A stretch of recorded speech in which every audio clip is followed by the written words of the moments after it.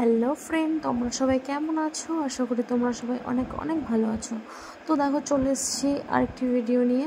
তো আমরা আজকে কোনো রান্নার ভিডিও না, কোনো বাড়ির ব্লগ না, তো একটা ভিডিও করছি, সেটা আমরা একটা জায়গায় যাচ্ছি। তো কোথায় যাচ্ছি, কি করব, পুরো ভিডিওটা দেখতে হবে।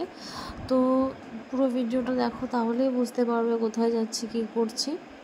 তো দেখো, এই যে আজকে ড্রাইভার নিয়ে আজকে হাজব্যান্ডই চালাচ্ছে গাড়ি, আর আমরা সবাই স্নান টান সেরে একবারে সকাল সকাল রেডি হয়ে বেরিয়ে পড়েছি।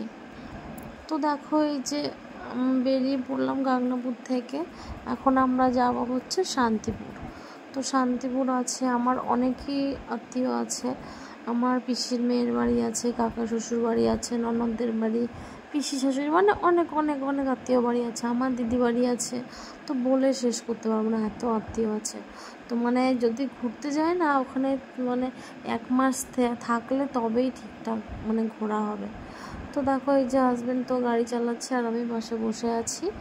আর এখানে পেছনে ওখানে ছিল মা, আমার শাশুড়ি মা ছিল, আর আমার ছেলে মেয়ে। দেখো, গাড়ির মধ্যে ফাঁকা পেয়ে কীভাবে পা মেলে দিয়ে আমার ছেলে মেয়েগুলো কীভাবে বসে আছে।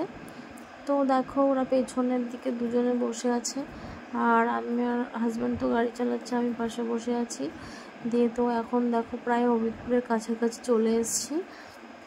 তো সকালবেলা তাড়াতাড়ি করে উঠে স্নান টান সেরে সমস্ত কাজ সেরে পুজো দিলাম, দিয়ে সকালে একটু খাবার করেছিলাম সিদ্ধ ভাত। তো সেটাই আমরা সবাই মিলে খেলাম, খাওয়া দাওয়া করে এই যে বেরিয়ে পড়েছি। তো দেখো, অনেকটাই রাস্তা চলে এসেছি গল্প করতে করতে, প্রায় ফুলিয়া ঢুকছে। তো তারপর ওদের বাড়িতে যাব। ওদের বাড়িতে যাওয়ার একটাই কারণ, তো একটা কাকিমা আছে, কাকিমাটা একটু অসুস্থ ছিল। তো দেখো, এই যে ওদের বাড়িতে প্রায় পৌঁছেও গেছি।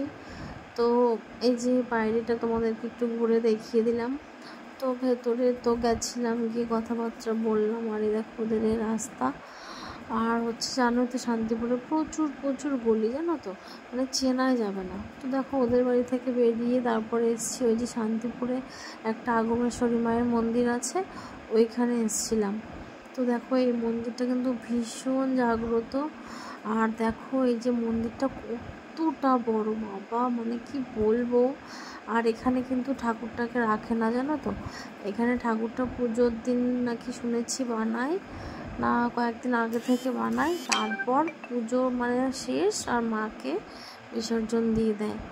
তো দেখো, এই মন্দিরে সবাই সবার মনস্কামনা মনের যা আশা আছে বলবে, সব মা পূরণ করবে। তো দেখো, মন্দিরটা কিন্তু ভীষণই ভালো। আমি অনেক মায়ের কাছে অনেক কিছু বলেছি, প্রার্থনা করেছি। তো দেখো, তারপর আমরা কিন্তু ওদের বাড়িতে দুপুরে খাওয়া দাওয়া করলাম, করে আমার দিদি বাড়িটা সব ঘুরে তারপর আমরা এই যে বাড়ির পথে বেরিয়ে পড়েছি। তো দেখো, এই যে প্রায় আমাদের বাড়ির থেকে আস্তে আস্তে কিন্তু প্রায় 9টা বেজে গেছিলো। তো ভিডিওটি কেমন